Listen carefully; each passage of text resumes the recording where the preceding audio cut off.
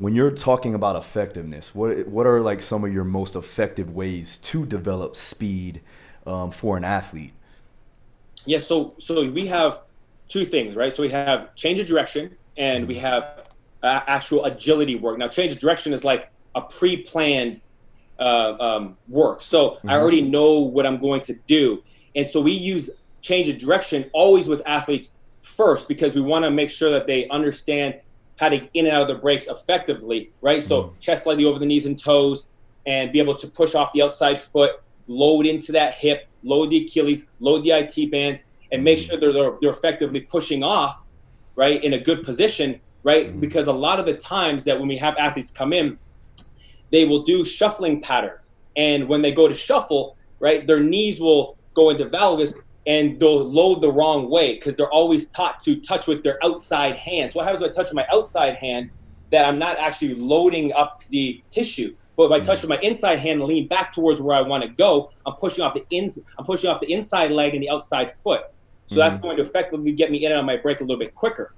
Whereas once they learn how to effectively get in and out of change of directions, and also one of the things that most athletes don't really look at, especially at change of direction, is where their eyes are going. So they're always fixated on how fast they're moving, but not how fast they're decelerating, and then where their eyes are going to get to the next cone.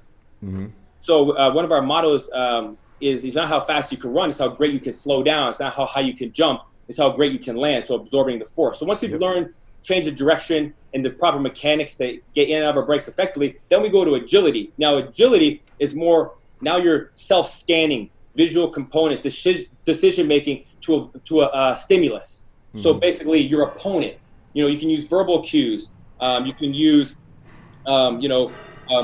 different types of cues that aren't just visual, but what we like to do is, we use cones, throw it at guys, to be more elusive. We use a Fit Light training system, the Fit Light system. So now they have to cognitively be aware of, where they're going and have that stimulus to react to something. That's huge. And our athletes love it, absolutely love it, because it makes it more enjoyable to do speed exercises.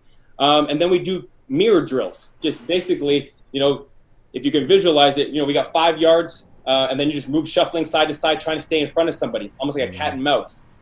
We do it where, we have athletes running at each other, and somebody has to try to get away, dodge, and get around them. The other person's got to try to touch them. Maybe maybe we put on like a little like sleeve inside like their pants, and all you gotta do is try to pull that off. Right. So there's so many different ways for agility, but they're totally two different things. And I think change of direction needs to be looked at first, because you need to learn how to actually move before you can get into that stuff.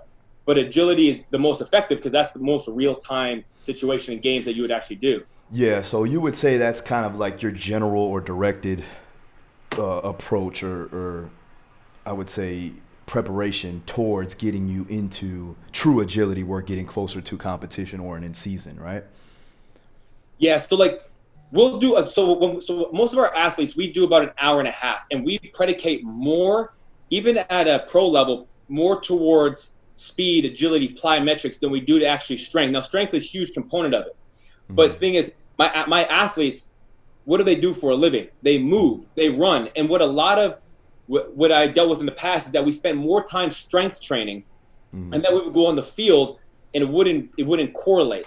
Right? Now we're strong, but we haven't moved in the same way. So how do you get ready for MMA? How do you get ready for combat sports? Well, you actually have to get in the ring and do 5 rounds. You can't go on the airdyne, you can't go on the rowing machine, you can't go for jogs and get the same stimulus, right? It's not the same energy system.